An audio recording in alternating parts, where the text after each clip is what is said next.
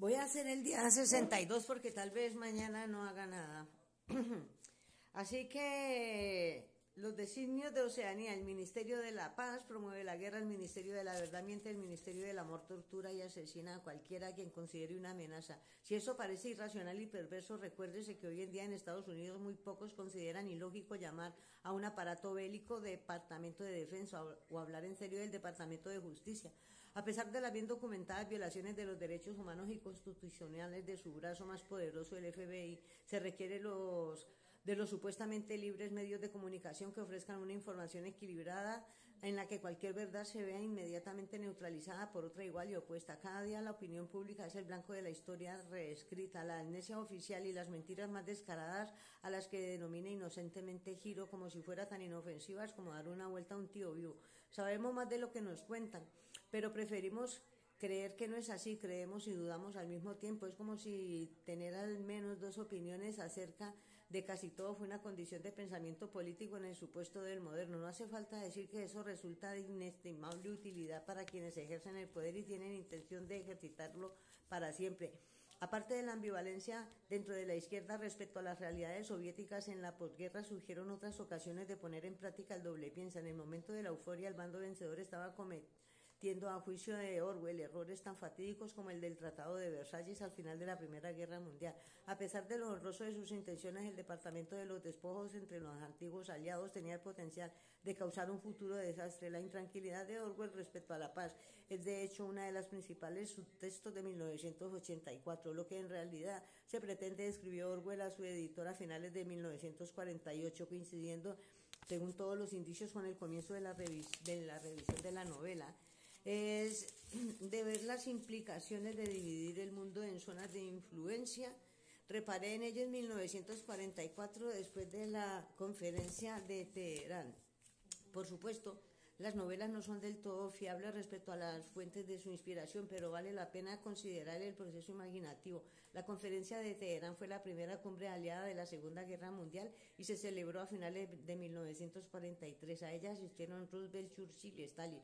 Una de las cuestiones que debatieron fue cómo dividir a la Alemania nazi después de su derrota en zonas de ocupación. Cuestión distinta era quién iba a quedarse con esta porción de Polonia. Al imaginar Oceanía, Eurasia y Asia, Orwell parece haber aumentado la escala a partir de las conversaciones de Teherán y convertido la ocupación de un país derrotado en la de un mundo derrotado. Aunque China no hubiese sido incluida en 1948, la revolución todavía estuviese en marcha. Orwell había vivido en el lejano oriente y no pasó por alto el peso de Asia al idear sus propias zonas de influencia. El pensamiento geopolítico de la época se había dejado cautivar por la idea del mundo isla del geógrafo británico Hartford Mackinder, que referirse a Europa, Asia y África considerada como una única masa de tierra rodeada de agua. El pivote de la historia, cuyo centro era Eurasia, 1984. Quien gobierne el centro dominará el mundo isla.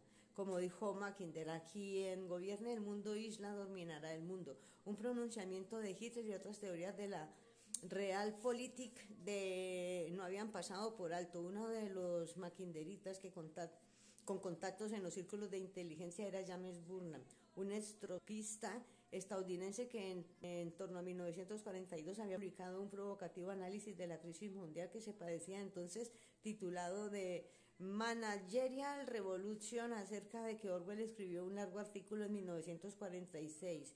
Burnham: en la época, con Inglaterra todavía tambaleándose en el ataque nazi y las tropas alemanas en las afueras de Moscú, sostenía que ante la inminencia de la conquista de Rusia y el centro global del futuro sería de Hitler. Más tarde, mientras trabajaba para el servicio secreto estadounidense con los nazis cada vez más al borde de la derrota, Burnham cambió de opinión en un largo artículo, Lenin's Heir, en el que argumentó que si Estados Unidos no hacía nada por impedirlo, el futuro sería en realidad de Stalin y el sistema soviético y no de Hitler. A esas alturas, Orwell, que se tomaba a Burnham en serio pero de manera crítica, ya debía haber reparado en que sus ideas eran un tanto tornadizas, aunque puede encontrarse trazas de la geopolítica de Burnham en el equilibrio de poder tripartito mundial de 1984. El Japón victorioso de Burnham se convirtió así en Asia. Rusia se transformó en el centro que controlaba la masa de Eurasia y la alianza angloamericana se metamorfoseó en Oceanía, que es donde está ambientado en 1984.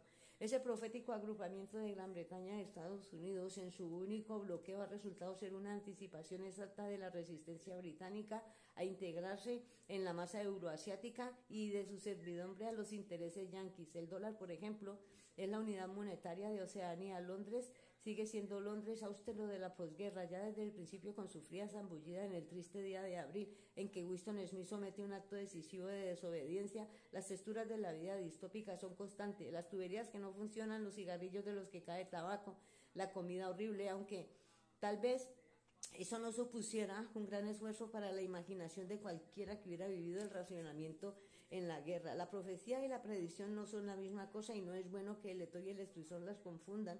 En el caso de Orwell hay un juego que les gusta jugar a algunos críticos y con el que tal vez valga la pena que nos entretengamos 1 o 2 minutos. Consiste en hacer listas de aquellas cosas en las que Orwell acertó y otras en las que se equivocó. Si consideramos el momento actual, por ejemplo, repararemos en la popularidad de los helicópteros como recurso para garantizar la acción de la ley, tal como hemos visto en incontables programas policíacos televisados en directo, que son en sí mismos una forma de control social, por no hablar de la propia ubicuidad de la televisión. La telepantalla bidireccional guarda un notable parecido con la pantalla plana de plasma conectada a sistemas interactivos por cable que tenemos en 2003. Las noticias son lo que dicta el gobierno. La vigilancia de los ciudadanos normalmente ha pasado a ser una función más de la policía. Los registros y las detenciones son cosa de risa, y así sucesivamente.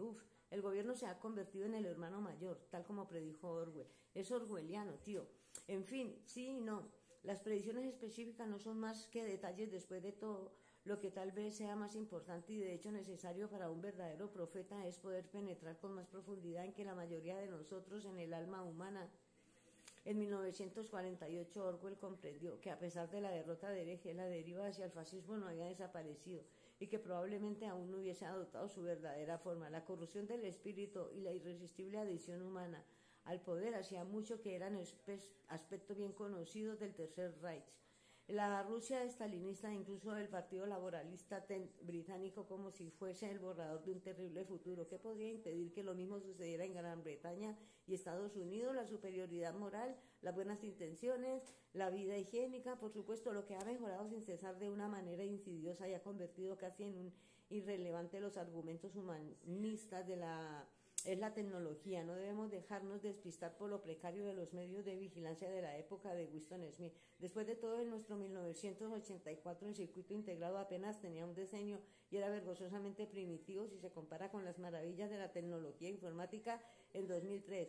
Sobre todo Internet, un avance que asegura un control social a una escala que esos pintorescos tiranos del siglo XX con sus estúpidos bigotes ni siquiera podrán imaginar. Por otro lado, Orwell no previó acontecimientos tan exóticos como la guerra de religión, como lo que tanto nos hemos familiarizado y que incluyen diversos tipos del fundamentalismo. El fanatismo religioso, de hecho, está extrañamente ausente de Oceanía, a no ser en la forma de devoción al partido. El régimen del hermano mayor posee todos los elementos del fascismo: el dictador único y carismático, el control total del comportamiento, la absoluta subordinación de lo individual a lo colectivo, excepto la hostilidad racial, en particular el antisemitismo, que constituía un rasgo muy prominente del fascismo tal como lo conocía Orwell. Eso extrañará por fuerza al lector moderno. El único personaje judío en la novela es Emmanuel Goldstein, y tal como solo porque León Trotsky, el original en el que se inspira, también lo era, y no deja de ser una presencia fuera de escena cuya verdadera función en 1984 es la de proporcionar una voz expositora como autor de teoría y práctica del colectivismo oligárquico. En los últimos tiempos se ha escrito mucho sobre la actitud de Orwell con los judíos. Algunos críticos han llegado incluso a tildarlo de antisemita. Si uno busca referencias claras a este asunto en sus escritos de la época, encontrará muy poca cosa. La cuestión judía no parecía llamarle demasiado la atención. Lo poco que publicó indica o bien una especie de entumecimiento ante la enormidad de lo que había ocurrido en los campos o un fallo al valorar su verdadero significado. Se intuye una especie de reticencia, como si unas tantas cuestiones de las que preocuparse. Orwell hubiese preferido que el mundo no se viera obligado a enfrentarse al inconveniente añadido de tener que pensar demasiado en el Holocausto. La novela puede haber sido incluso su forma de redefinir un mundo en el que el Holocausto no hubiera sucedido. Así que ahí quedamos.